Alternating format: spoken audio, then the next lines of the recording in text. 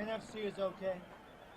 Their once large lead has slipped away. It's now just a half a game over the Detroit Lions, and Minnesota to a man does not want to go to Detroit next Monday night tied up with the Lions. As far as the Saints are concerned, they had a great chance to win last Monday night. They lost a 14-point lead and the game, and a chance to control their own destiny. This is a must-win for the Saints if they're to try and reach the playoffs again for the first time in the history of the franchise. Hi again, everybody.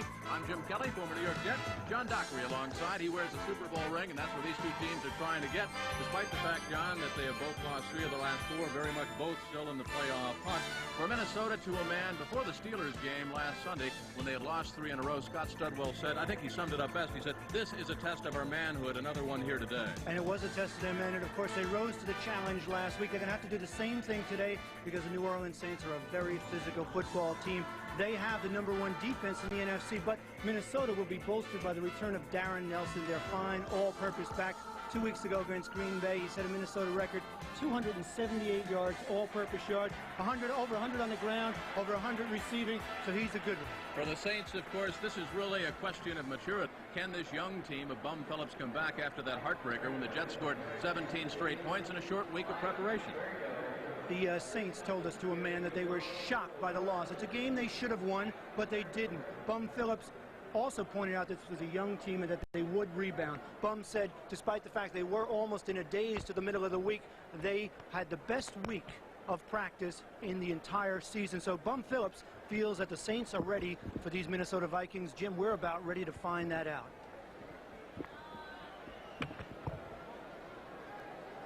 The referee is Dick Jorgensen, and we'll have the toss of the coin.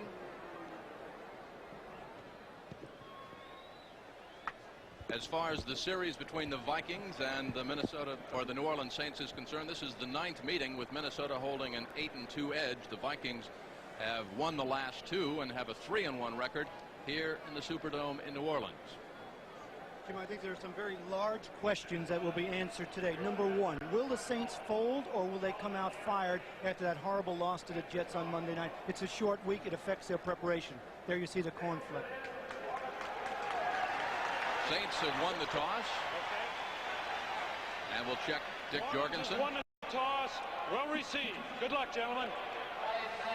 So we're just a couple of seconds away from the kickoff. Of course, this is doubleheader Sunday here on CBS, and coming up immediately following this game, all of you will see what should be an offensive explosion in Atlanta. The Green Packers, Bart Starr, Lynn Dickey, James Lofton, John Jefferson going up against William Andrews, great ground gainer, and somewhat of a question who will start at quarterback for the Falcons. And an all-important game for Green Bay. We saw the standings in the Central Division. Minnesota at 7-5. Detroit, after that big win against Pittsburgh on Thanksgiving, 7-6. Green Bay 6-6, certainly still in the hunt for the playoffs. Breathing down Bud Grant, Minnesota Vikings next. But when you're thinking about playoffs, this a big game, of course, here in the Superdome for that man, Bud Grant. As his Vikings come in with a record of 7-5. Detroit, after pasting Pittsburgh on Thanksgiving Day, just a half a game behind with a record of 7-6. Green Bay 6-6. And of course, for the New Orleans Saints, they must win 4 games in a row. They cannot afford to lose to the Vikings here today.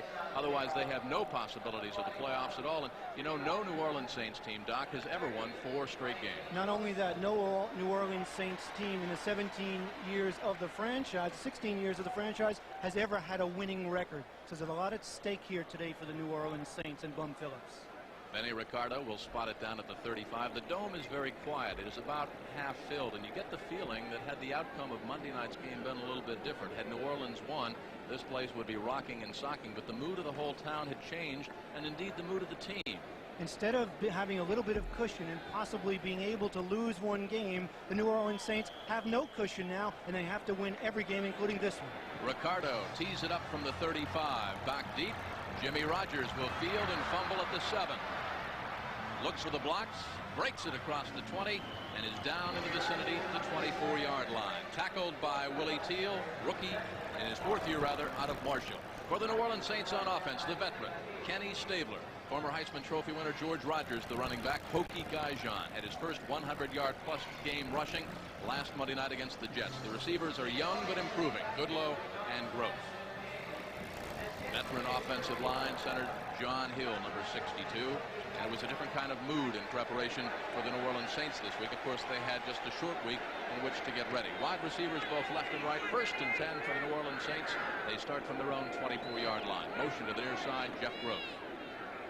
George Rogers breaks it across the 25 up in the vicinity of the 27-yard line. We talk about the Minnesota Viking defense that rose to the occasion a week ago in Pittsburgh. The Vikings have had trouble on defense. There you see their defensive line. They give up 4.5 yards, almost 4.5 yards of carry on the ground, despite the fact that they have very solid defensive linemen and a good set of linebackers. Studwell, the man that leads them in tackles. Matt Blair, of course, the big play man, number 59. Dennis Johnson, Fred McNeil. A secondary that's grown and matured and is solid at the moment. Willie Teal playing excellent cornerback. 2nd and 6 for New Orleans. Pokey Gaijon in the grasp of one of the Vikings slips away and breaks it up near the 31. So it'll bring up 3rd down situation for Kenny Stabler. Tackled by Neil Elshire on the play, 3rd year out of Oregon. And Jim, these New Orleans Saints, if they're going to win this game, have to run the ball on the ground. They're one of the only 3 teams in the NFL that gains more yards on the ground than through the air. The other 2, of course, being Pittsburgh and Baltimore. And last week was interesting. Minnesota shut down the Pittsburgh Steelers running game. We'll see if they can do that today against Stabler or George Rogers and company. 3rd and a short 3 for Stabler. Intercepted by the Vikings. That is John Turner, his 16th career interception. A 2nd-round pick by the Vikings back in 1978. And very quickly, the Minnesota Vikings have great field position. One of the problems that Kenny Stabler has as he gets older is certainly his legs, but also his arm is betraying him a little bit. This ball did not have enough zip on it. He tries to throw the deep out. Turner makes a good play going up underneath coverage. They were in his zone. Obviously, Stabler didn't read it and threw it too late, Jim. The ball was thrown. Take a look at the rush by Doug Martin on the outside there. Stabler sets up, not bad protection, throws the ball, not enough zip on it, the interception. Terrible situation for the New Orleans Saints. 3 tight ends in there for the Vikings now as Dills sets them down at the 39 of the Saints. Motion from one of the tight ends. Play action. Darren Nelson gets the call. No, it's Tony Galbraith. And he slithers forward just inside the 36-yard line, tackled by Russell Gary. Steve Dills getting his 10th start for the Vikings since replacing the injured Tommy Kramer. The backs are Tony Galbraith and Darren Nelson. Nelson, of course, the scat back, 2nd year out of Stanford. Wide receivers Sam McCullum and Leo Lewis. And the offensive line, Dennis Swilley, of course, gets the start at center again. Number 67 in his 7th year out of Texas A&M. Dave Casper, the tight end, former All-Pro and Notre Dame star in his 10th year. Dills, you see the stats and what he's done since replacing Tommy Kramer out with that knee injury. Motion by Steve Jordan to the far side. Inside handoff is Darren Nelson as he breaks it inside the 35 and down to about the 34.5-yard line. The 3-4 defense, Doc, of the Saints. And the Saints are the #1 defense in the NFC, and they do it with pressure. They have 46 sacks. That's 3rd in the NFL. The man who leads them in sacks is a linebacker, number Ricky Jackson. He has 8.5 sacks. They have a solid secondary. They have 21 interceptions. So they are a defense that makes people make mistakes. There you see Ricky Jackson, number 52nd. A fine secondary. Poe has 7 interceptions. He's 2nd in the NFC in that department. The ball just across the 35. Dills needs a long 4. He goes underneath to Galbraith, and Galbraith has got it for the 1st down inside the 25 of the Saints, down to about the 24-yard line. Tony Galbraith out of Missouri came over in a trade with the New Orleans Saints back in '81. He's in his 8th year and one of 3 players on the Viking team, former New Orleans Saints player. And if you are a running back for the Minnesota Vikings, you must catch the ball out of the backfield. Tony Galbraith was the man who picked the Vikings up last week when Darren Nelson was out. He rushed for 86 yards, caught a whole bunch of passes. Tony Galbraith was the man most responsible for Minnesota's victory last week against the Pittsburgh Steelers. Picking up where he left off last week, Jim. 3 tight ends in there now for the Vikings once again. This is motion by Ricky Young. Tony Galbraith again slithers inside, breaks a tackle at the 25 and is down at the 23-yard line. In the grasp of Bruce Clark. You know, you talk about the man most responsible. It was interesting in the Pittsburgh paper after the game, because you and I did it. A lot of the Vikings credited Ricky Young with playing a very important part. He detected something in the defense of the Steelers that the defensive ends would pinch in, and they went really to their short yardage situation. Then they would send a man into motion, and it threw the Pittsburgh defense off, and it confused them, and that was a big part of their game plan, if you can use that word with a Bud Grant coach team. The biggest surprise, Jim, is that, yes, they were able to run. They said that Pittsburgh gave you the angles. They didn't expect that from the New Orleans Saints today. Bruce Clark stacks it up over on the right side once again. reason we talk about game plan, we talked about Grant last night, he doesn't really believe in a game plan. He goes in prepared to face different kinds of situations, and then it's almost like what Ken Stabler says, a seat-of-the-pants offense. It really is a situation where Steve Dills, Bud Grant, and company have to, as you see the play being brought into Dills right there, Bud Grant calls most of them from the sidelines along with his offensive coordinator. It's multiple game plans depending on the situation in the game and what the defense is giving you. Good coaches are flexible coaches. From the 19, slot formation to the left side. Dills got it. Nelson. First down, Minnesota at the 13-yard line. Ricky Jackson chased him out of bounds, but very tough to cover Darren Nelson one-on-one. One of the things that Darren Nelson told me, he likes to run out of the backfield rather than wide receiver because you get one-on-one coverage with the linebacker, and he figures that's just a simple thing from him. He'll beat any linebacker, including number 57, Ricky Jackson, right there for the first down. Keep in mind now, this drive started just inside the 40-yard line of the New Orleans Saints after the interception by John Turner, Kenny Stabler's 15th interception on the season. The Minnesota Vikings get over 30% of their points as a result of turnovers. Darren Nelson, left side in the grasp of 3, now 4 New Orleans Saints, and down he went the first to get there. Derlin Moore in his 11th year out of Oklahoma.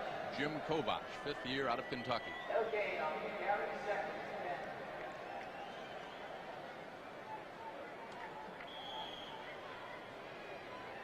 Derlin Moore, 6'4", 263, former second-round draft pick back in 1973. Remember what Ken Stabler said? He's a member of the double-digit club. Only 4 or 5 of the Saints that have 10 years of experience or more. Moore, Stabler. Dills looks in the end zone, fires it out of bounds. Good coverage by the Saints, looking in the direction of Leo Lewis, but back there on defense, number 44, Dave Waymer. And Minnesota expected to work on Waymer pretty much all afternoon. We have a Minnesota Viking down on the field, and that's one of the things that happened to them. Dills was actually looking for Dave Casper, number 44, down on the field. Casper slipped and obviously hurt himself. Dills threw it away. We'll be back in a moment. Score 0-0. Thanksgiving weekend and the big USA 1 year-end sales drive is on. Chevy dealers are out to sell 250,000 cars and trucks by year's end. With so many to sell, it's dealing time. And to make it easy to buy now, here's a first-time offer from Chevrolet. Take retail delivery now and make no monthly payment until March 1st with GMAC financing. When you buy a new Chevette or Citation 2 or any new Blazer, pickup, Suburban, or El Camino. See your Chevy dealer now. I crushed a lot of quarterbacks in my day, and I'm real sorry. So I wrote this letter. Dear quarterbacks, I apologize for the way I treated you. Please let me buy you a light beer from Miller. Light's my beer because it tastes great. I'm sure it's yours, too, because you little guys can't afford to get filled up. Hope to see you soon. Sincerely, L.C. Greenwood. Light beer from Miller. Everything you always wanted in a beer, and less. Viking core of receivers already without Joe Sensor, missing Sammy White, Terry LeCount, now losing apparently Dave Casper in his 10th year out of Notre Dame. As Dave goes off, he told you earlier in the week that mistakes would decide this football game. And it's all, yeah, mistakes, and also it's really tough for the Minnesota Vikings because last week Casper caught 4 for 51 and was becoming more of the passing offense for the Minnesota Vikings. Of course, he is a great blocker. 3rd and 13, Dills in trouble, dumps it off to Galbraith, incomplete. Jim Wilkes was back there putting pressure on Steve Dills, and we'll see Benny Ricardo. Benny Ricardo, quite a story. Of course, he is another of the former New Orleans Saints, now wearing the purple and white of Bud Grant. And he hasn't been kicking well lately. Benny Ricardo hasn't. It's almost like 2 seasons for Benny. Early he was 15 for 15 in field goals, but lately he's been only 5 of 10 in his last 15 tries, so Benny's been struggling. 29 of 29.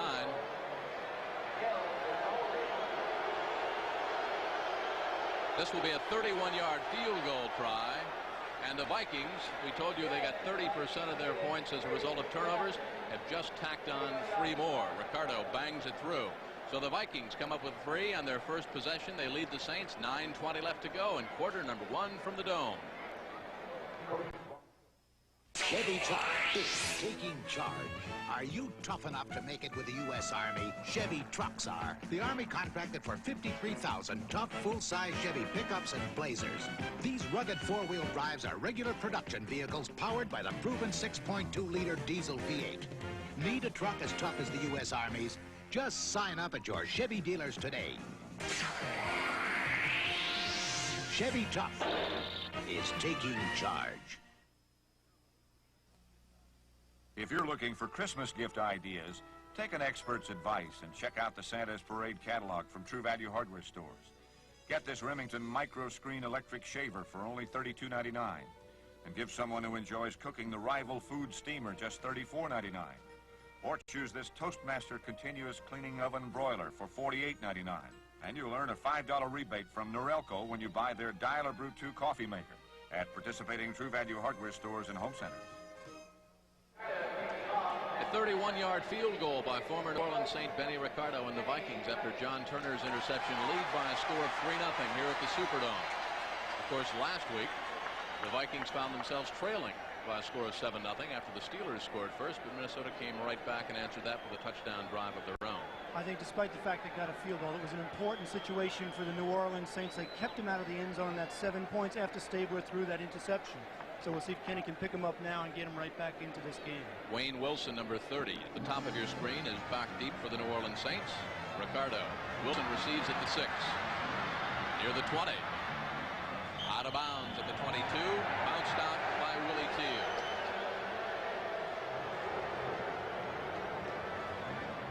Other games going on around the National Football League today. Bob Thomas, a 29-yard field goal. The Bears go up over the 49ers. Big game, of course, and the Saints fans will be watching that score and rooting for Mike Ditka's Bears. Cleveland has a 7-0 lead over Baltimore. A 5-yard touchdown run by Mike Pruitt.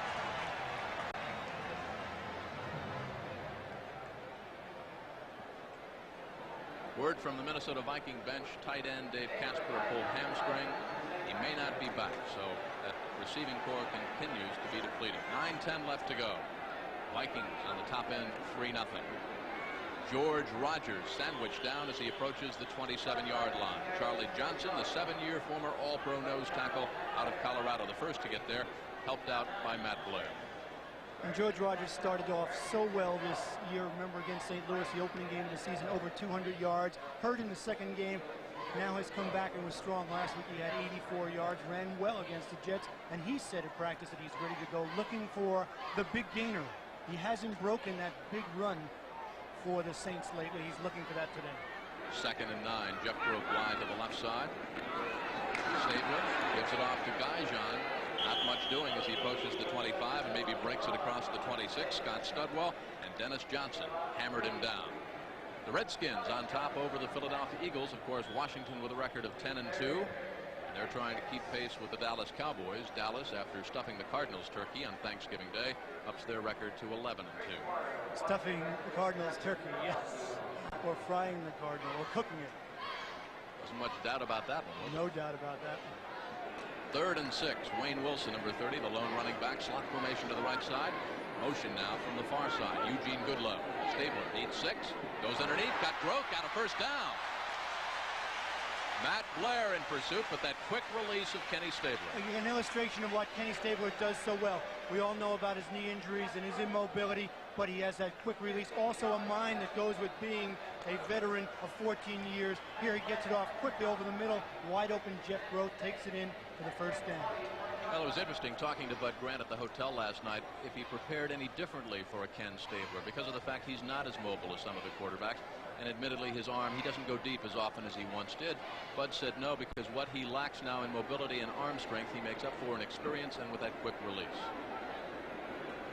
Pitch back. George Rogers, right side, gets a block, breaks it across the 45 and up near the 47. John Swain was hanging on, and Tommy Hannon had to come over and help out. I have to smile, Jim, because talking to George Rogers the other day, he says, you know, if you see me breaking tackles, if you see me on fire, getting 6, 7, 8 yards a carry, as he did right there, he got 7 yards, then before the day's over, I'm liable to take it all the way for 50 or 60. He said it'd been a long time since he broke one for a big one. He had that kind of infectious grin, though. It makes you know, he means business. He'd like one. The Saints could use it. Remember, they're in a very delicate emotional state after that loss to the Jets on Monday night. They need two. Rodgers will get it and more. Dives down to the 45 of the grasp of Willie Teal. Leon Gray with a big block around that left side, the 11-year veteran out of Jackson State. And you know, the Saints should be able to run the ball against the Minnesota Vikings because they have one of the top rushing offenses in the league. Dennis Johnson is down at about the 48-yard line for the Vikings. And Charlie Johnson, number 65, is getting up slowly. We expected a very physical game. Playoff spots are on the line. The Saints trail by 3. For years now, we've been kidding Jim here about his eyesight. The fact is that Jim has the eyes of an eagle. Thanks, Boo. Why, he's one of the first guys to spot light beer from Miller. Saw right away that light tastes great and it's less filling. Sure, all you have to do is read the label. It says light has 1/3 less calories than a regular beer. I think you want this, Jim. Oh, yeah. Oh, no. As I was saying, it's as plain as the nose on your face. Like beer from Miller. Everything you always wanted in a beer, and less. Oh, I don't believe that. Chevrolet, taking charge. When you buy a dependable Chevy Chevette, you'll find you can also afford some of the other good things in life. Like extra money for a growing family, or an honest-to-goodness vacation. Because Chevette's so dependable, 97% ever built are still going strong. So you can plan to own your Chevette for years and begin putting your money into something other than a car. Chevrolet, And you. taking charge. Back at the Superdome, the Vikings, after an interception, scored on a 31-yard Benny Ricardo field goal, lead the Saints by a score of 3-0, but New Orleans coming back in front of the home folks. The home folks a little quiet, though, today, John. They certainly are, but the bags are gone. They're feeling good about this Saints team and wondering what they're going to do this afternoon after the downer last Monday night. You could go either way, Jim. They shipped the bags down to Tampa Bay. That's right. There's a few in Houston also. George Rodgers approaches the 40-yard line of Minnesota. Neil Elshire in there in the tackle. Double tight end alignment by the Saints. Hobie Brenner and John Tice were in there now. It's interesting when you look at George Rodgers. If he looks a little more sleek to you, it's because he is. Last year, he played at about 235, 238. This year, he's down to 220. And he says he's as fast as he's ever been and feels really good. Trimmed down version of George Rodgers. 2nd and 5. Stabler fires, looks for Goodlow, got him inside the 25. Eugene Goodlow in the grasp of Willie Teal. Anybody that's ever watched Kenny Stabler knows that he's a rhythmic, timing passer. This time he delivers the ball before Goodlow breaks. He's under pressure from Tommy Hannon. Goodlow, slightly behind him, makes the catch in front of Willie Teal. Inside the 25, down at the 24-yard line. Stabler never saw it because there was pressure put on. He was flat on his back. A pickup of 17 yards. A New Orleans Saints first down. You see the stats on Eugene Goodlow and what the rookie out of Kansas State has done so far this year. Slot to the right side. 1st and 10 from the 23. And Stabler will go up top again. Underneath. Comes right back to Jeff Grove inside the 15. Pulls his way down to the 10. First down, New Orleans. Kenny Stabler mixing up his game plan very well. He runs Rodgers, gets some yards. Then he play action passes, finds growth, delaying over the middle to completion in the 1st down. Wise, mixing it up on Minnesota. What a job that offensive line did on that play. Lafari, Edelman, Hill, Oubre, and Brock keeping the Vikings, who were in there 4-3 that time, off the back of Ken Stabler. They call that offensive line the snake pit. Very protected of the snake, who's almost an endangered species. 1st and 10. George Rodgers hurdles over a couple of Vikings down to about the 7-yard line. And you talk about that offensive line, an endangered species is also very stable, almost like a statue. They've done a reasonably good job. Stabler only sacks him 31 times, less than 31 times this year. And that's a difficult job as Bud Grant wonders what his Vikings can do down by the goal line to shut down the Saints. Saints love to run the ball down here, especially with George Rodgers. Ball's on the 7-yard line of the Vikings. It's 2nd down and 6 for the Saints. Slot formation to the right side. Stabler. George Rodgers just power football over the middle. Behind the blocking of Brant Edelman, John Hill, and Louis Oubre. And you talk about John Hill, number 12, or number 62 in his 12th year out of Lehigh. One of the veterans on this team, and the veterans as well as the youngsters took that loss on Monday night extremely hard. It's so, I mean, John Hill told us about having to leave the locker room after the Jets lost because he didn't want the young guys to see how much pain was in his face, and he didn't want it to affect him. So he actually left the locker room. This is an important drive. They get in for a touchdown now. The whole emotional factor flow goes with the Saints. Double tight end alignment for the Saints, Brenner and Tice. George Rogers, about a half a yard away. Tried the left side, blocking up front by Edelman, by LaFari. Neil Elshire stacked it up. Your Bum Phillips, what do you do now? Interesting play call. You can get the chip shot field goal. I think Bum's going for it. He's down there on the sideline with his Cowboy shirt, giving Kenny Stabler the right hand, saying, go ahead, call a play. And remember, this is a very, very refined running attack, one of the best in the NFL. They average almost 160 yards in the ground. They have Wayne Wilson. They have George Rogers. They have Guy Jean. All of them good blockers. They're going to try and take it in over the top. As Rogers comes out right now, I like Wayne Wilson. You saw that shot of Bum Phillips. He doesn't wear his cowboy hat indoors. Said his mom would be unhappy. You don't wear a hat indoors in your house. 4th and less than a yard.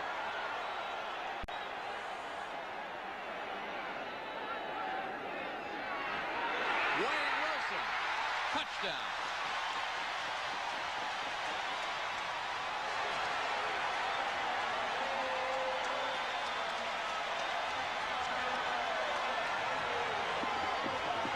Blocking on that left side by John Hill, by Brad Edelman, but he had springs in his shoes as he goes up and over.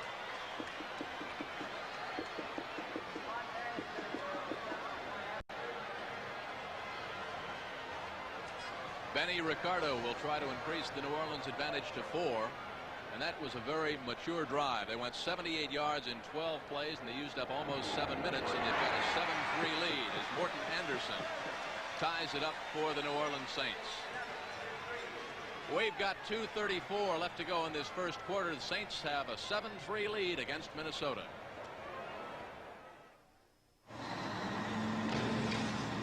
I can't believe we're bidding a job this big. They wanted somebody new. Running your own business, you've got to give it your best. And that means personal computers from Digital. For extensive business software, graphics, communications, and a revolutionary customer support plan. Not even the world's largest computer company gives you so much. We got it. But the second largest does. Digital Equipment Corporation. Test pilot Chuck Yeager for AC Delco. In a high-performance fighter, we go from the griddle to more than 20 degrees below in just seconds. Well, here's an all-weather fighter for your car. The new Delco Freedom Dura Power battery. Hot or cold, it's got the starting power you can depend on. With a Freedom battery, you never need to add a drop of water. Get a Delco Freedom battery starting at $39.95 for a 40 series. Call 800 AC Delco. If you're thinking about buying a used car this weekend, you'll do better if you wait until after you've seen 60 Minutes, Sunday on CBS.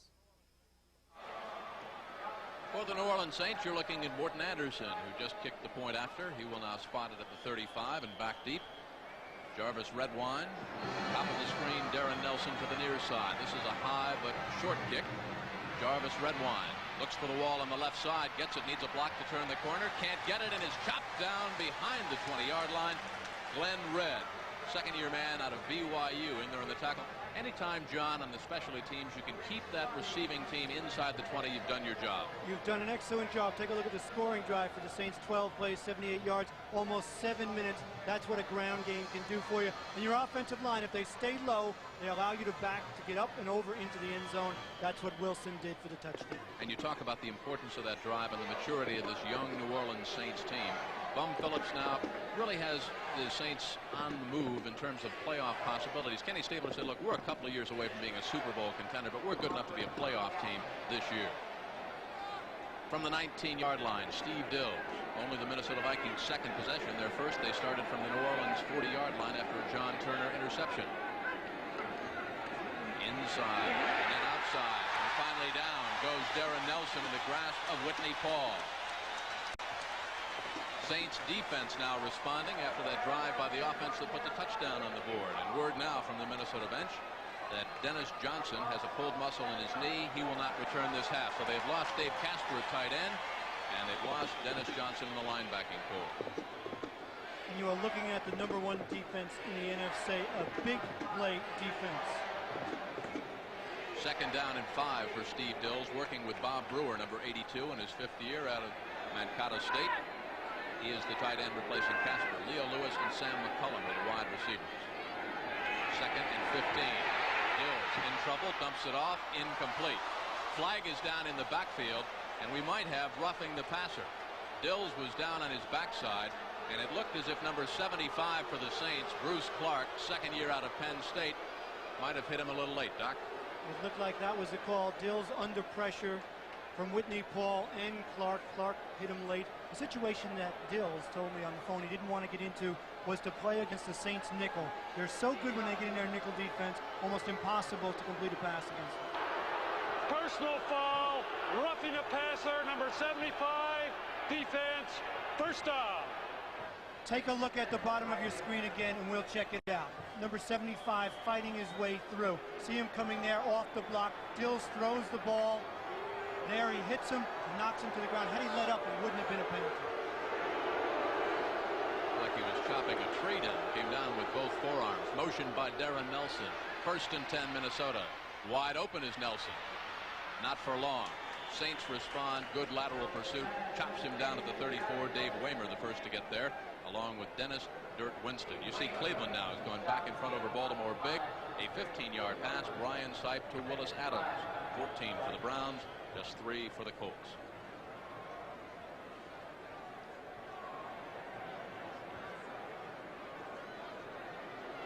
Wide to the left side comes number 84 for the Minnesota Vikings, Sam McCullum, 10th year out of Montana State. Second down and 5. Out wide to the right side, Leo Lewis. Motion by Lewis, pitch back, Tony Galbraith. Galbraith gets near the 39, and that'll be very close to first down yardage for the Minnesota Vikings. Dave Waymer again came up to make the hit in his 4th year out of Notre Dame, along with Whitney Paul, 8th year out of Colorado. I think the Minnesota Vikings over the last couple of weeks are trying to make a conscious effort to balance their attack. They're a team, every 3 yards they get, Jim, they get 2 through the air and 1 on the ground. They're becoming more of a power offensive team, a running game now, as Dave Casper told me. Galbraith almost 100 yards last week. The week before, Darren Nelson over 100 yards in the ground. Minnesota trying to get away from that dink pass offense and balance it a little more. They're also at the point of the schedule where the Vikings generally get serious as they get close to the playoffs. Darren Nelson, nothing doing at all. Great pursuit. The Saints were in the backfield before Dills could get the ball back to Darren Nelson. Derlin Moore just leaped up over Dennis Willey at the center spot along with Bruce Clark. Great penetration as the first quarter now is winding to a close. So the Vikings struck first. John Turner came up with an interception. Benny Ricardo responded with a 31-yard field goal. Then the Saints came back with a character-like drive. As they've got their backs against the wall, it's a must-win for New Orleans. If they lose, they've got no playoff possibilities at all. Wayne Wilson dove over from the 1, and that's our score. The Saints by 4, 7-3 against Minnesota. Thanksgiving weekend and the big USA 1 year-end sales drive is on. Chevy dealers are out to sell 250,000 cars and trucks by year's end. With so many to sell, it's dealing time. There's another reason to see your Chevy dealer. You can save up to $375 on a specially equipped Cavalier Type 10 or $330 on a new Celebrity. And for the first time ever from Chevrolet, take retail delivery now on any of these selected models only and make no monthly payment until March 1st with GMAC financing. See your Chevy dealer now.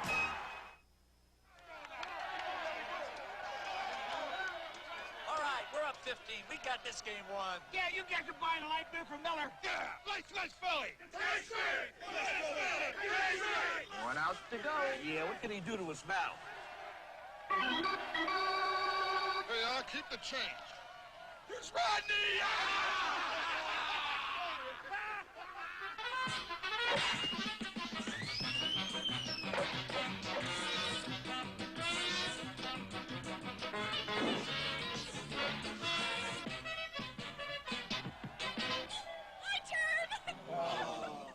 Any pinch hitters left? Here I am. Come on, Lee!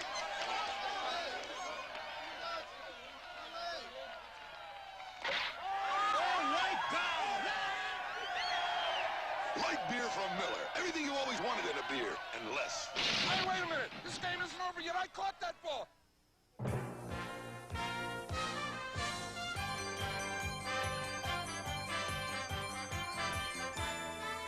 CBS Sports coverage of the National Football League is sponsored by Chevrolet. America is on the move, and Chevrolet is supplying the wheels. Chevrolet and you taking charge. And by light beer from Miller. Everything you've always wanted in a beer, and less.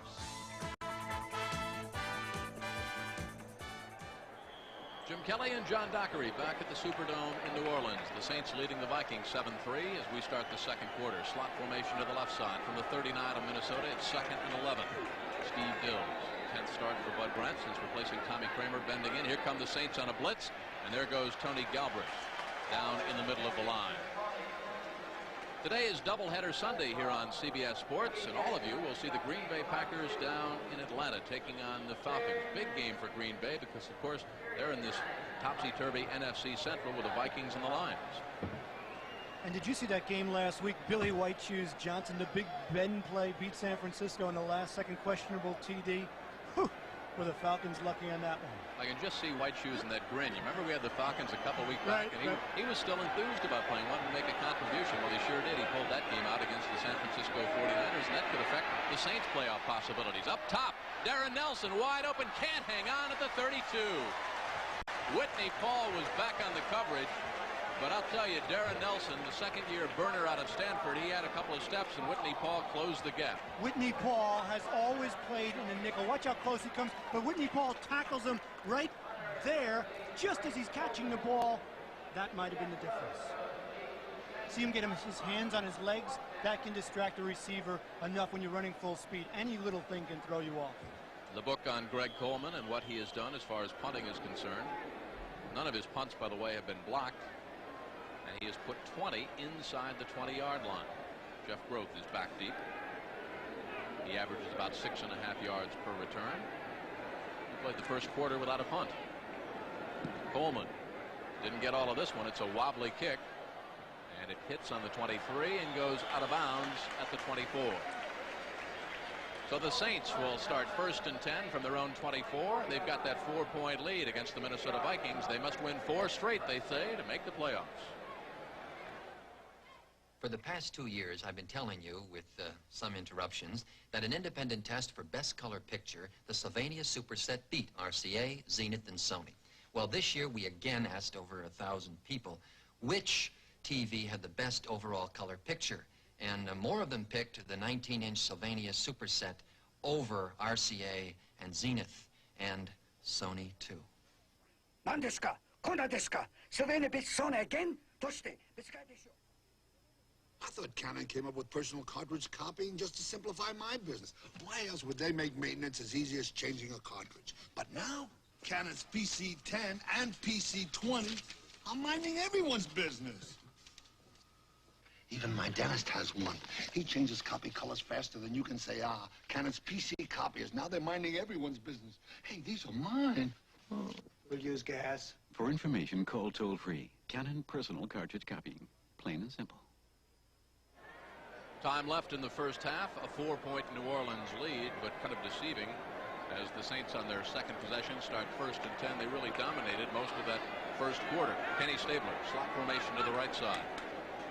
Hokie Gaijan barrels up near the 29-yard line in the grasp of Fred McNeil. What a big week Hokie had last week. Over 100 yards for the first time in his career. 113 yards against the Jets, including a 58-yard run.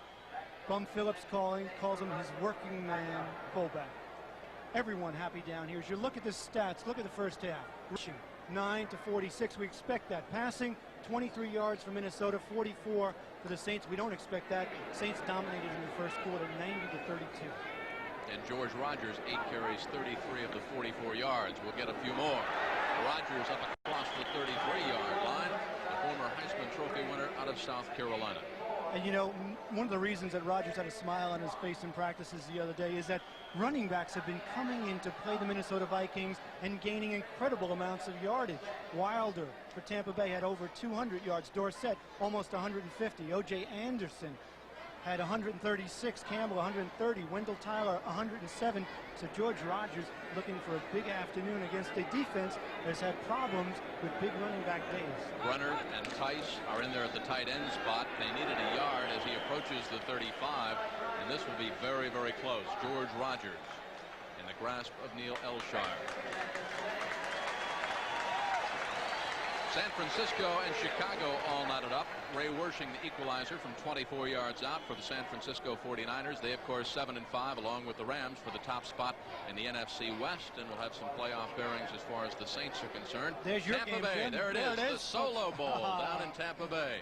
The Bucks and the Oilers each with one win. Saints did pick up that first down just across the 35-yard line. Wilson and Rogers in there now for running back spots. And again, it is George Rogers, a short pickup of 1, brings up the second down and 9. A 6-yard pass, Jack Thompson, to Adger Armstrong down in Tampa Bay to go back to that score. Scott That was 6-0. Excuse me, Jim. Scott Studwell here goes through the crack. It didn't look like a planned blitz. It might have been a run blitz. He read the play, came through, and got his hands on George Rogers to take him down for a very, very short gain. Studwell is the man on defense who leads year in and year out the Minnesota Vikings in tackles. He does the same this year. 2nd and 9 as Rogers comes out as a wide receiver now, wide to the left side. Jeff Grove inside as a slot. Motion by Grove, top of your screen. Pitch back. That is George Rogers. Nothing doing around the right side in the grasp of Scott Studwell. Scott Studwell, great mobility at linebacker, great desire. A man who broke Dick Butkus's record for tackles at Illinois. Watch here. Moving along the line of scrimmage, actually cuts in front of his defensive end who's being blocked, gets in on the tackle. Actually, Matt Blair made the play there, forced Rogers, you saw him 59, to cut back in. Studwell leaves. 5 defensive backs come in for the Vikings now in the nickel defense. George Rogers leaves. Coming out wide to the left side is number 80. That is Lindsey Scott, 2nd year out of Georgia. You look 3rd and 7 for Stabler. Has Grove in motion, top of the screen. Here come the Vikings. Stabler unloads, shy of first down yardage despite the catch by Eugene Goodlow, the rookie out of Kansas State. The Vikings in their nickel get the best of both worlds, Jim. They get those 4 defensive linemen and they rush the passer. They take out a couple of linebackers, they get an extra defensive back, or sometimes 2, so they get the coverage downfield and they get the rush. They don't lose anything. That time Stabler under pressure, delivered early, complete with no first down. First punt of the game for Russell Erxleben. There's what he's done so far this season. His longest punt, 60 yards. None of his punts have been blocked. Leo Lewis back deep, number 87. So it's not Rufus Bess, who's had some brain drain, I think. He's had some problems signaling for the fair catch in the last couple games, and it's cost the Vikings some big yardage. Leo Lewis. Fair catches at the 20. That's where Steve Dills and the Vikings will start as they trail the New Orleans Saints here in the Superdome by that score, 7-3. On a wonderful day like today, I defy any cloud to appear in the sky, dare any raindrop to flop in my eye. On a wonderful day like today. Subaru presents the only full line of on-demand four-wheel drive vehicles in America. So now, every day can be A wonderful day like today. Subaru, inexpensive and built to stay that way. People might give you their trust once, but after that, it must be earned. That's why we at Emory are proud to be the overnight delivery service so often relied on to deliver in the clutch.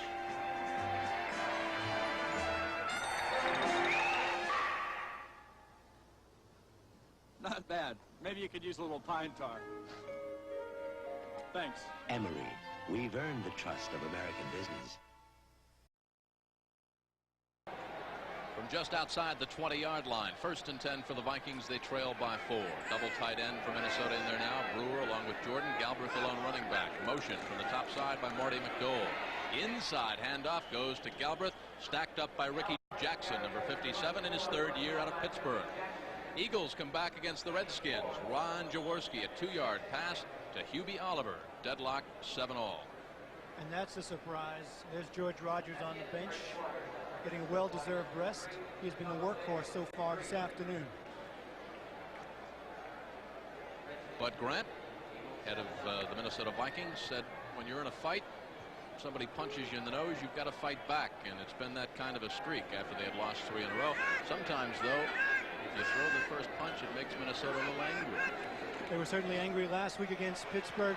They're also going to have to be a little more aggressive and pick up the tempo here. I sense as we look at the game, yes, they took it early. Stabler threw an interception. Minnesota came down, got a field goal. But now, with the touchdown that Wayne Wilson scored in that drive by the New Orleans Saints, they are taking the emotional edge at the moment. And this crowd's liable to get behind him, as Bum Phillips is a man who knows about motivation. You just look in his office, you see some of the books he has. He's got a library of motivational books on his desk, behind his desk. And the younger players all look to him for the leadership. They are all hand-picked now. These are all Bum's boys. Incomplete at the 38-yard line. Looking for the rookie out of Tennessee State, Mike Jones. 6th-round draft pick of Minnesota this year. And the Vikings, they'll have to punt it away again with a 7-3 New Orleans Saints advantage against Minnesota. Greg Coleman's second kick coming up. And New Orleans should come out of this with good field position. Jeff Groth drops back deep. Coleman's last kick, you see it there, 36 yards.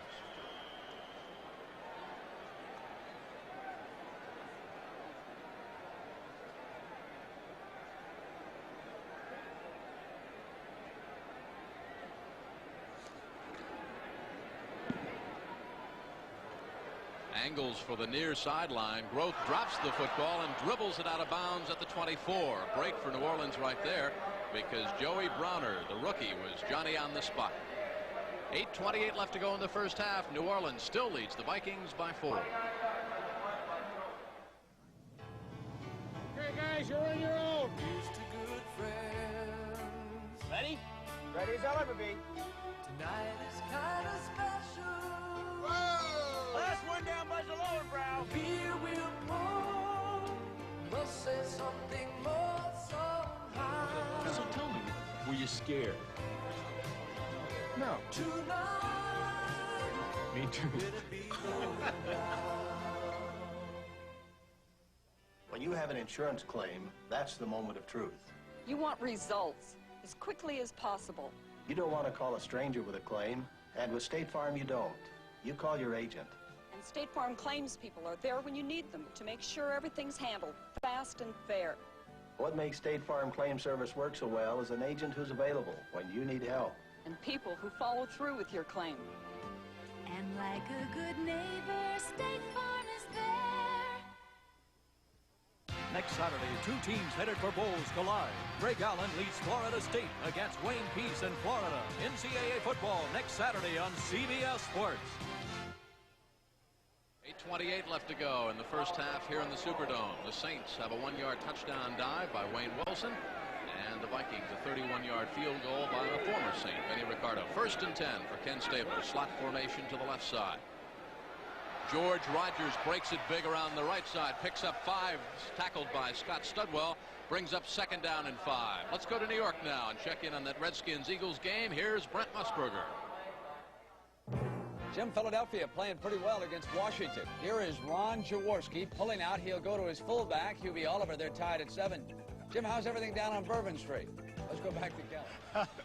Well, it was pretty quiet last night, Brent. We bumped into Joe Sensor on Bourbon Street. Doc did about midnight, but we had bed check at 12:01, so things were pretty quiet. George Rogers hammered down loose football at the 30-yard line, and the Vikings come up with it. 1st and 10 from the 30-yard line of the Saints. The Vikings' second turnover. Neil Elshire out of Oregon. Matt Blair chopped the football loose. The Vikings, their second turnover this half.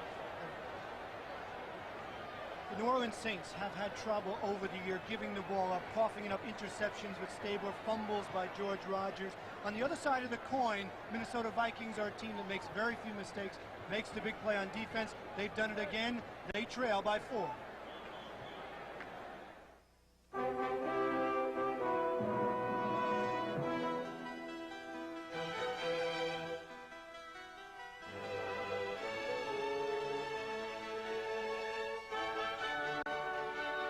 Finally, a luxury car with elegant appointments, classic styling, and perhaps the greatest luxury of all, a sensible price. The beautifully affordable GL10s from Subaru, inexpensive and built to stay that way. Here's to good friends. Tonight is kind of special. The beer will For a while there, we didn't think you were going to make it back. That makes two of us. Do you think you brought enough groceries, huh? Listen, it's murder out there.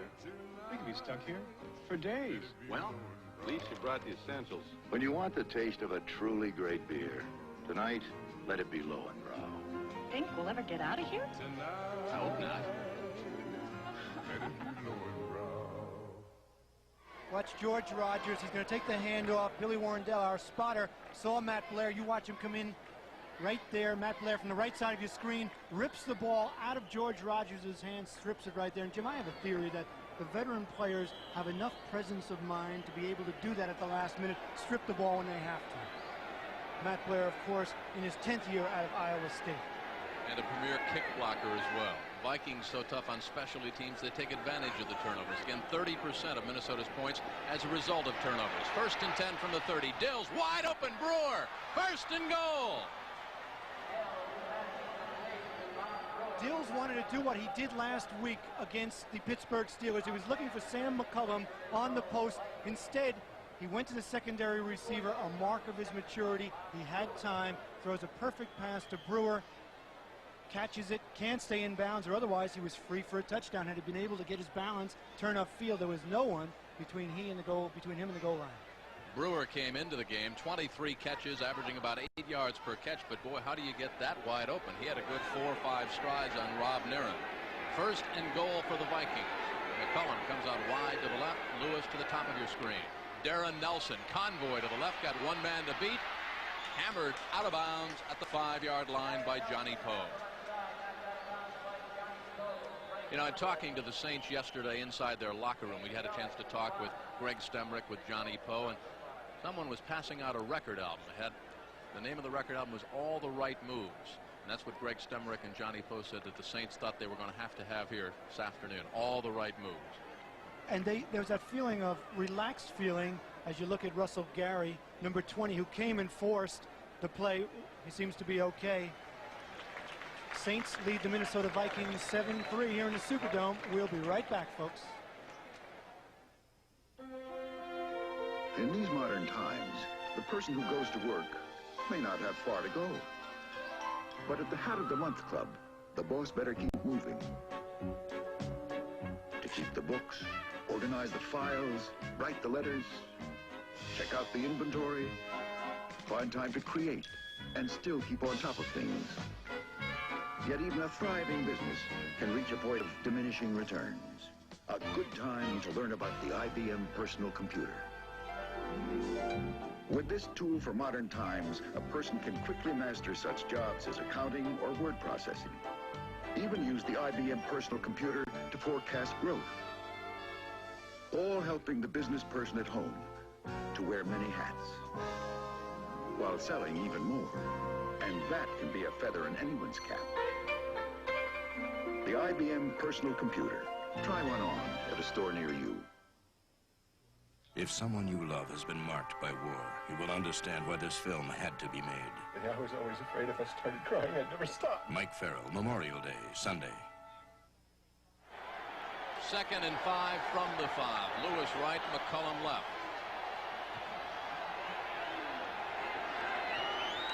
Play action. Dills wants the tight end, comes back inside. Touchdown, Tony Galbraith.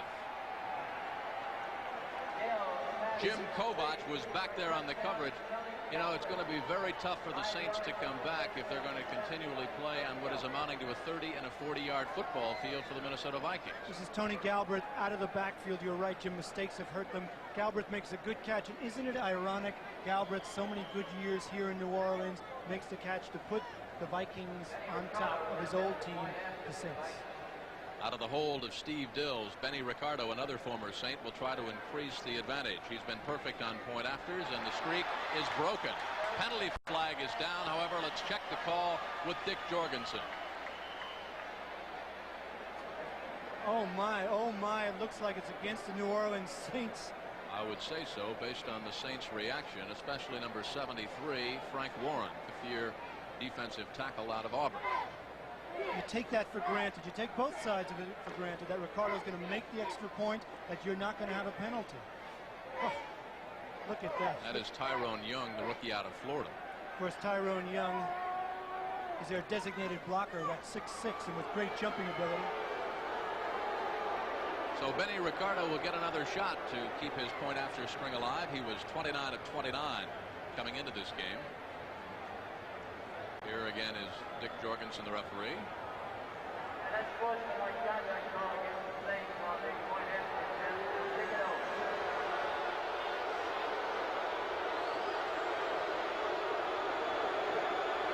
Unsportsmanlike conduct against the New Orleans Saints. That'll rile the home folks up. So again out of the hold of Steve Dills. Benny Ricardo will try for his 30th point after.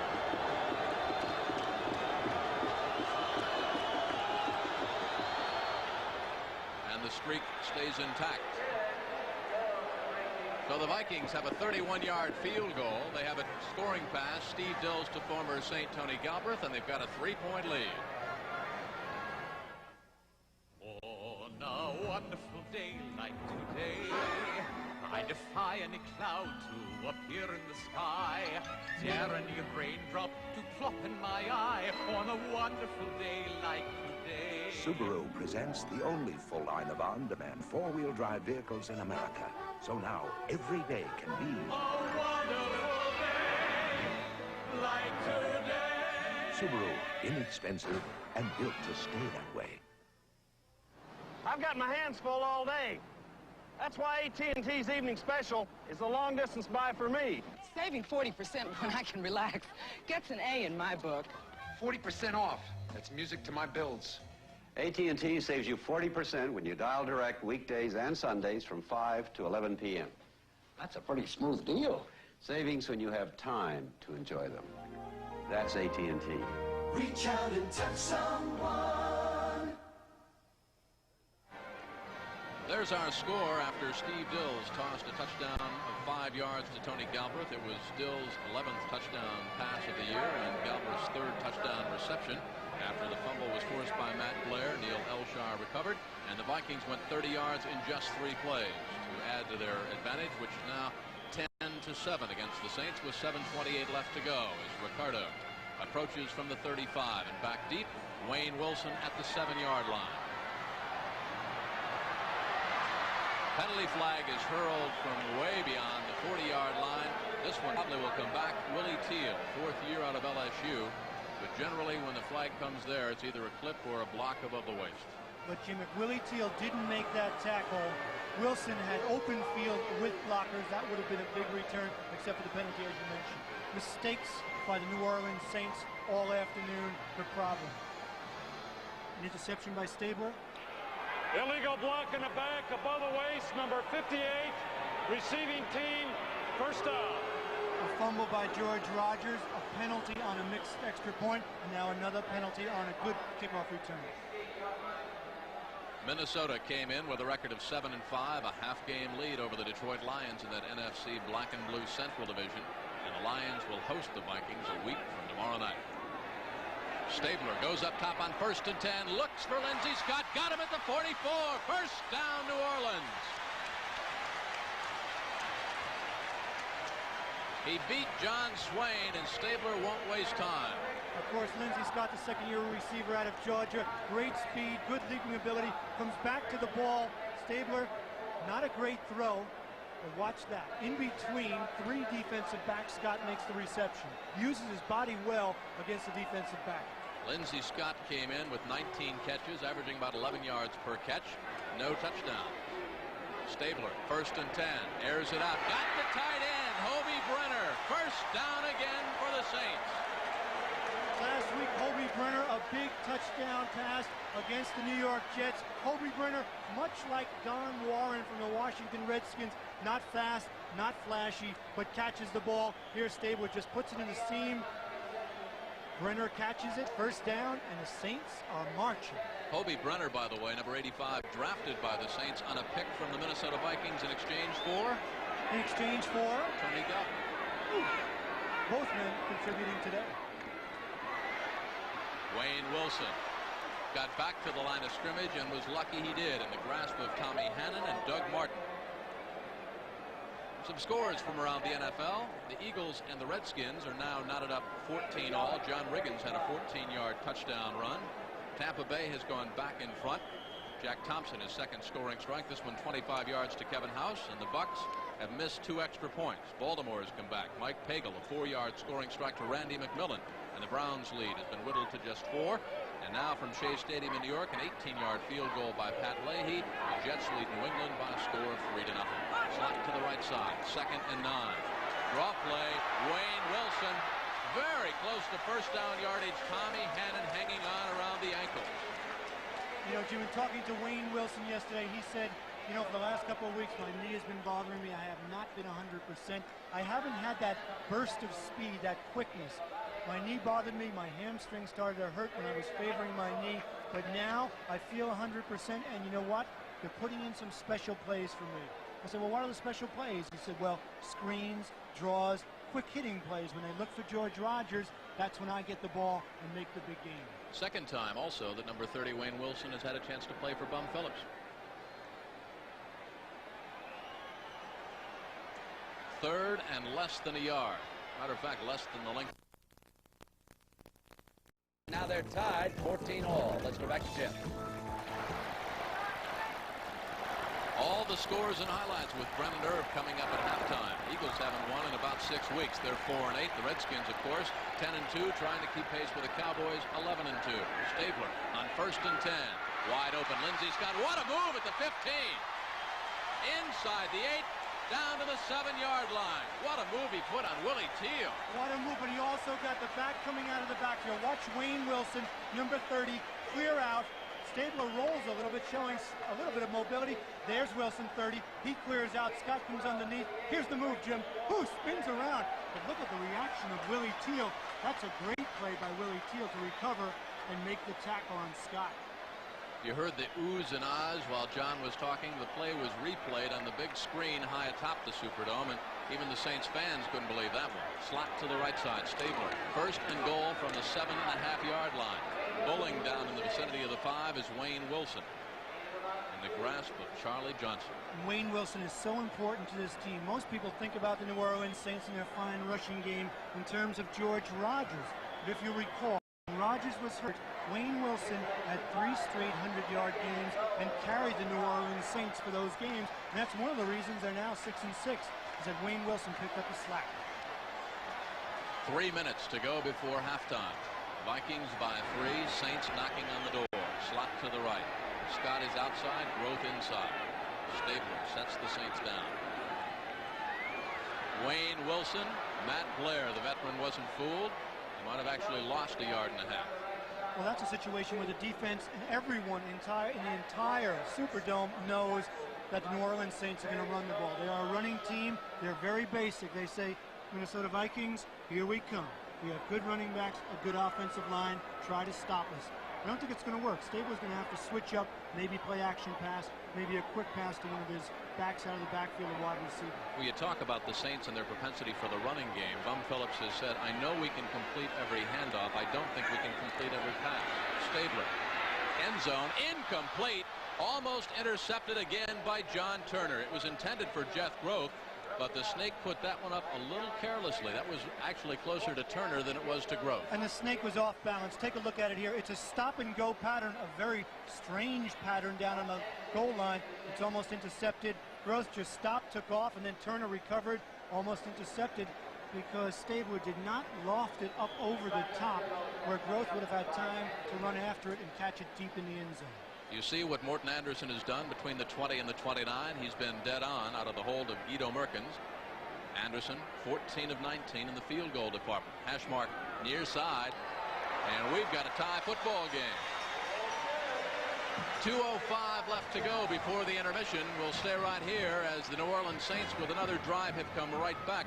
You know, John, the Saints' best record, 8 wins, 8 losses back in 1979, but there's a stigma attached to that 1979 season as well, because they were 7-6 going into a Monday night game, and then Oakland scored 21 straight points that evened the Saints record at 7-7 after the Oakland victory, and they went on and finished up 8-8. They thought they had a chance for the playoffs back there.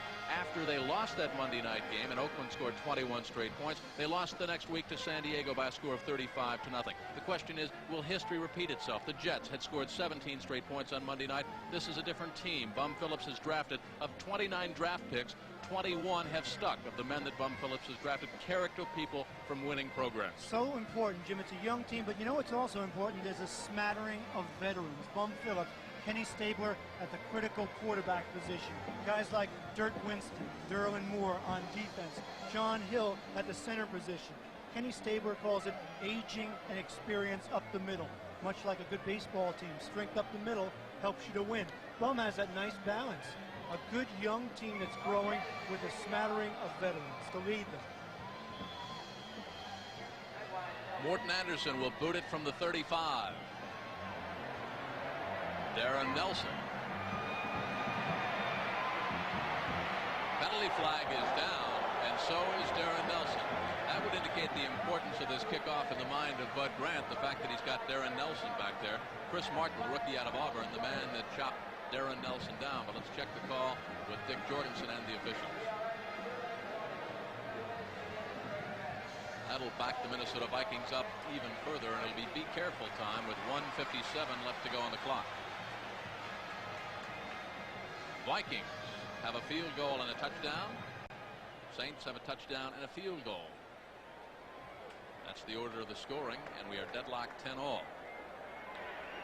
Holding on the run back, number 50, receiving team, first down, 2-minute warning. Both the Saints and the Vikings have all 3 timeouts remaining. 1:57 left to go before halftime. We're tied 10-all. What happens to the child nobody wants? As they grow older, their chances for adoption grow slimmer. He's Joe Sensor of the Minnesota Vikings. He knows how these children feel. As a child, he lost one of his parents and was in an orphanage for 6 years. I can feel what some of these kids are feeling. I know what it feels like when sometimes you don't feel loved and you don't feel cared. And it's a very hurt feeling. Today, as a United Way volunteer, he knows there are 437 United Ways in Minnesota making funds available to help these children through foster care and adoption. It's a sad thing to see these kids. It's not their fault that they're in situations like this, and we hope that people realize that and help us help them. Let's give every child our love and understanding. Let's give the United Way. The preceding message brought to you by the National Football League. 1:57 left to go before halftime. Coming up at halftime, all the scores and highlights with Brendan Irv, and a special feature on Mr. Stickum. Mr. Stickum. No, it's not Lester Hayes, folks. We're going to tell you who it is in a moment. Penalty flag down. All kinds of motion on the line. The inside handoff to Tony Galbraith. Now, it looked like one of the Saints jumped off sides. The question is, was he drawn off sides? And then there was a late snap. Frank Warren, number 73, looked like he might have encroached, if you will.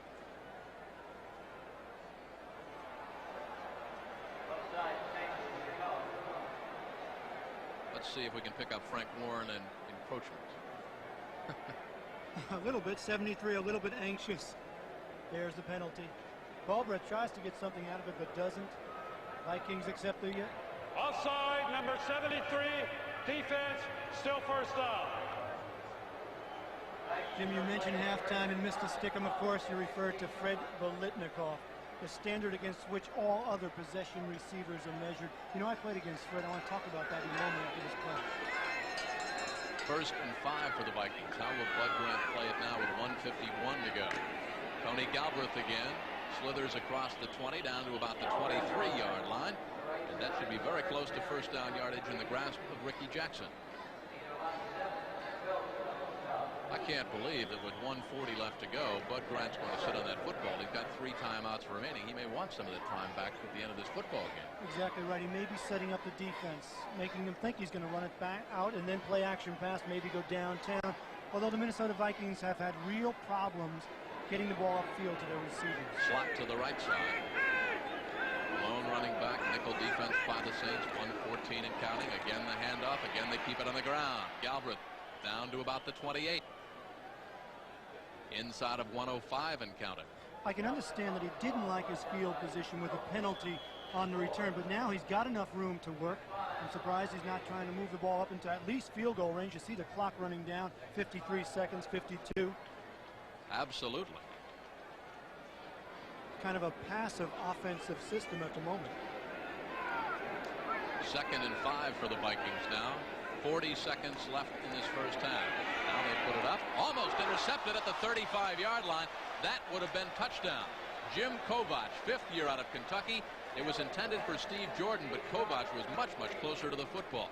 You know, talking to Jimmy in the locker room yesterday and how this team would respond coming off that tough loss to the Jets, he said, our mental health most of the week was really quite depressing, but we're not going to slide back down. That's the maturity of this team. That's what Bum Phillips has brought to us, along with some of the older players. And those veterans like Dirt Winston telling us about having to pull the curtain by his locker last week because he felt so bad. He was almost in tears after that Jet game. Didn't want the young players to see it because those older vets have to lead this team. Now the Vikings need 5 to keep the football. They'll try to sweep the left side with Galbraith, and they won't get the first down.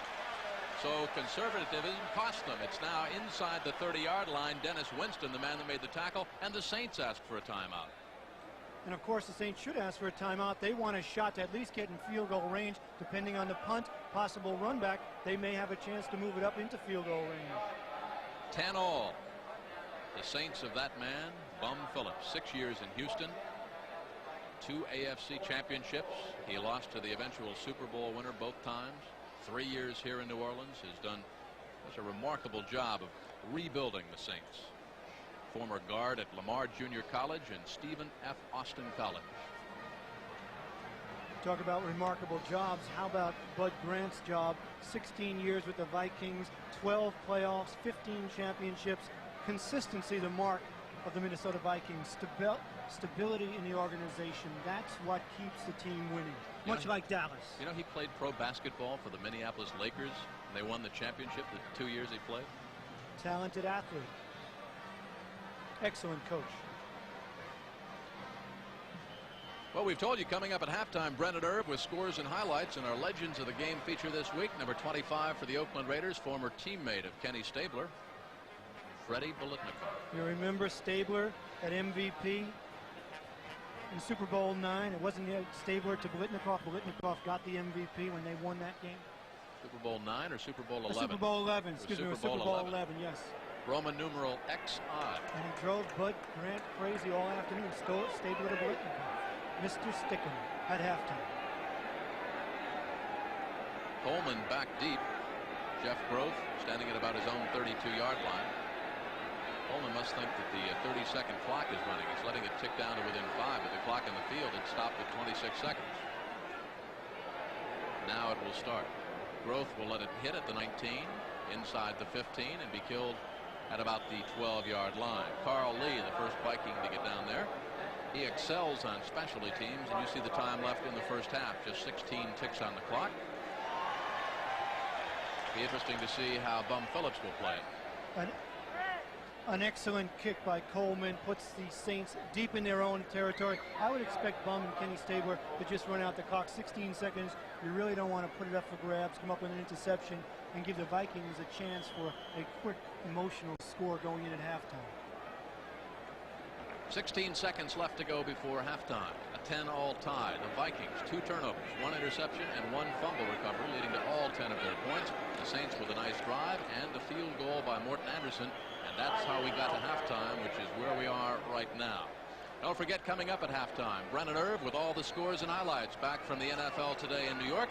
And our halftime feature, Legends of the Game, Mr. Stickum, Fred Bolitnikoff of the Oakland Raiders. We're tied 10-all from the Superdome in New Orleans, Minnesota, and the Saints.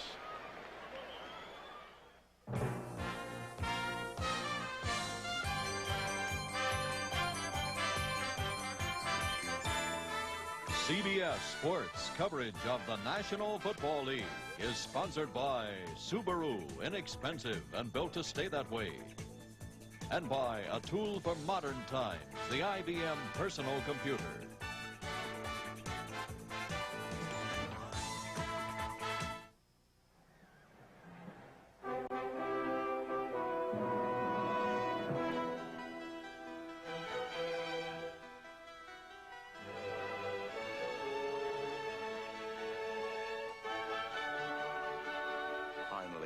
luxury car with elegant appointments, classic styling, and perhaps the greatest luxury of all, a sensible price.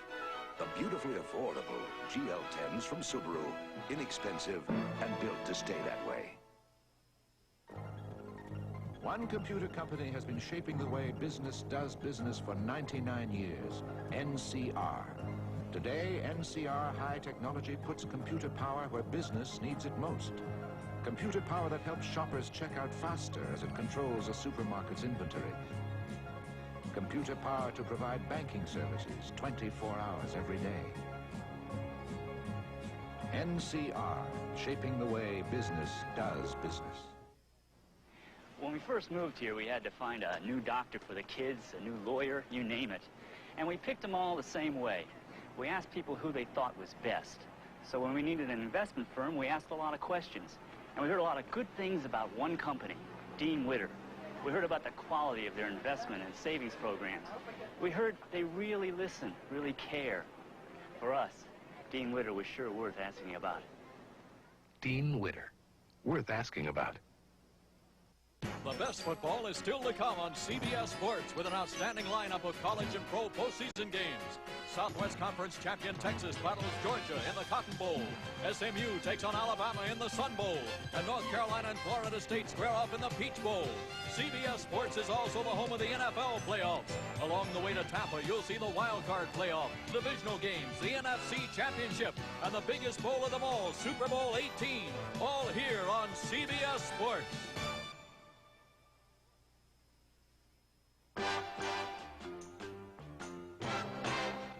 Welcome back to New York. I'm Brett Musburger with Irv Cross. Big smile on Irv's face. His Eagles are doing all right this afternoon against the Washington Redskins. Right now, the Redskins lead, but it's only 21-14, and it was the third Eagle turnover that set up that third score by the Redskins. But Irv, go ahead, take us through the highlight. Well, the Eagles came in with their hopes high, feeling they could come up with an upset. Theismann trying to get his offense going, has his ball tipped, but watch this. Artman keeps his eye on it, 17-yard touchdown reception by the big guy from Syracuse. And here, you're talking about big threats. There's a fun bunch doing their thing. John Riggins, Brent, a real force. They call him the Diesel in Washington. There's a touchdown run today for him, 20th of the year. And John just keeps jamming that offensive line. Ron Jaworski looks for his favorite target, Mike Quick, who's averaging over 22 yards a catch, goes in for a touchdown on the Eagles, but they might be able just to pull it off. But John Riggins came back to power again for another 2-yard touchdown run, and that guy just keeps ending up in the end zone time and time again. 21 touchdowns on the season. The Jets and New England, and of course Steve Grogan is not playing quarterback. Rookie Tony Eason's first start, and the Jets lead it by a field goal in the second quarter. Cleveland and Baltimore, big offensive game. Everyone expected defense here. Browns lead it 21-17 in the second quarter. San Francisco and Chicago, and the Bears are turning in a strong performance against the 49ers. The 49ers defense has improved vastly this year over last season. As a matter of fact, they lead the league in sacks, and they got up and put a lick on young Jim McMahon. So when the Bears went on defense, turnaround is fair play, and they came right back at Joe Montana. Now, watch McMahon pull out. McKinnon breaks free. And the rookie from Florida State has got his third touchdown of the season. And the Bears lead the Niners 10-3. The Bears must win if they harbor any playoff hopes. And, of course, the 49ers have to win just to stay in first place out west in the NFC. Minnesota, New Orleans, of course, the game you're watching tied at 10 here at the half. Now, the Houston-Tampa Bay game, the battle for the first draft choice. The Buccaneers lead the Oilers right now, 12-3. And, of course, if the Buccaneers wind up with that first choice, it goes to Cincinnati. Remember, there was a trade. The Bucs #1 to the Bengals in exchange for Jack Thompson. The Oilers, on the other hand, might be in the market for a quarterback or a running back. And if a running back is to be drafted #1, he has to be this man, Mike Rozier of Nebraska. He had another outstanding performance yesterday against Oklahoma. I thought this might have been the most important play of the game. They trailed it by 7 points, and Rozier busted one for 62 yards. He carried the ball 32 times against Oklahoma yesterday for 205 yards and 1 touchdown. It is his 4th consecutive game that he has rushed for more than 200 yards. He has 2,148 yards on the season. So Mike Rozier could be #1 if you're looking for a running back. However, Al Davis told the NFL Today's Jimmy the Greek earlier today that the #1 man is quarterback Steve Young out of BYU, and if Houston is still in the market for a quarterback, they will go for Young. And the NFL Today continues on CBS after these messages from your local stations.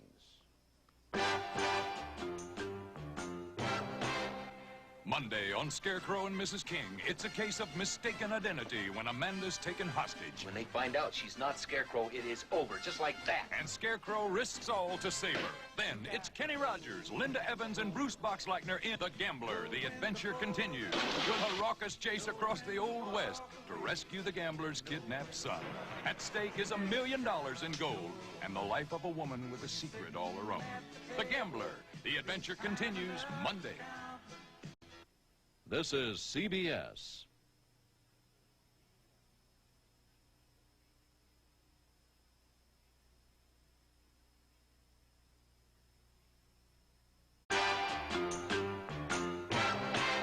When Fred Biletnikoff was playing for Oakland in the National Football League, he was known as the only receiver in the game who could catch a pass between his shoulder blades.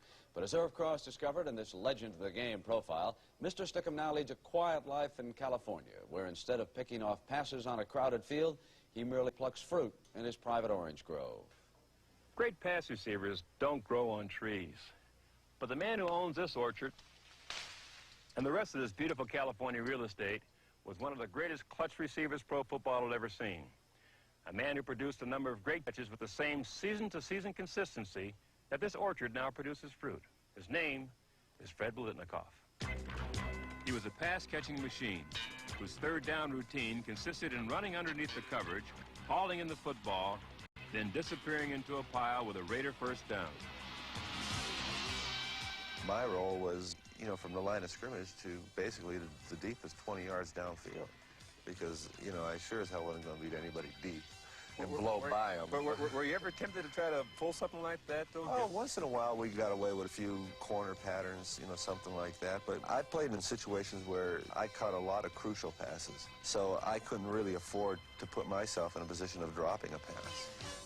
His favorite receiving aid was a molasses-like gel called Stickham, which he stored on his socks, then applied to his arms and hands during each game. Of course, depending on field conditions, being a piece of human flypaper did have certain drawbacks. That's why I always got up like this. You can never have all the grass all over you. But in 14 professional seasons, sticky-fingered Fred made more than his share of remarkable catches.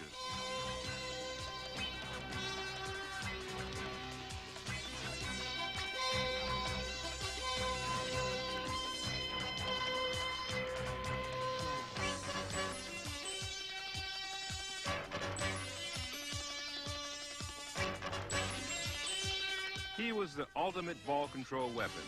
And in Super Bowl XI, he demonstrated just how valuable a possession receiver could be. I only caught 4 passes in the entire game. 3 of them set up touchdowns. Sure, it would have been, you know, great to score. You know, I had a chance to score 3 touchdowns.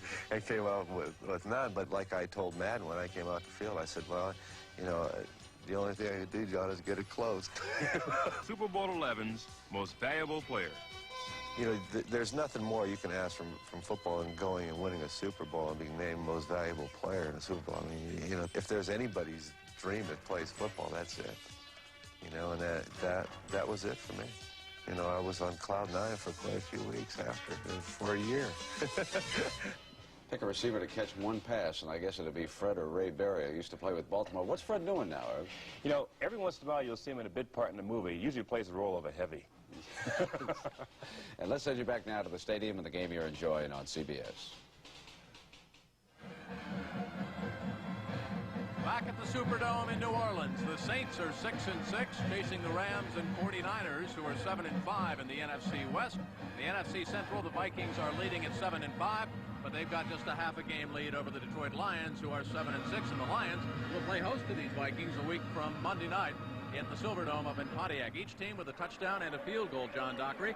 And, of course, the Vikings, they have capitalized on turnovers all season long. 30% of their total points all year have come as a result of turnovers. Exactly. And one of the problems on the other side of that coin that New Orleans has had is throwing interceptions. Coming into today's game, Kenny Stabler had 14. They've lost 16 fumbles. Same thing happened today. Kenny Stabler throws an interception, and George Rogers fumbles. That's really the story of the first half, or else the New Orleans Saints would be dominating this football game. All right, let's take a look at Ken Stabler's 15th interception on the season right here. It came on the New Orleans Saints' very first possession, and it is picked off by John Turner down at the 39-yard line, and that led to a 31-yard Benny Ricardo field goal, and the Vikings had a 3-0 lead.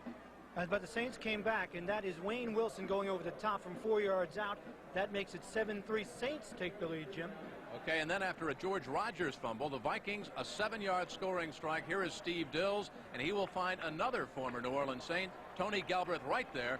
And we are tied up 10-all after a Morton Anderson 24-yard field goal. That's where we are right now at the intermission, 10-10. The Vikings and the Saints, big battle in the NFC. So John Dockery and I return with the kickoff coming up in just a couple of seconds on Doubleheader Sunday right here on CBS Sports. It takes guts to redesign one of the world's most popular cars. Introducing Toyota Corolla Reborn. This family sedan was reborn to please you with more comfort. Reborn to please your family with more room. Reborn to please anyone with its mileage and affordability. The 1984 front-wheel drive Toyota Corolla. Reborn to please the world.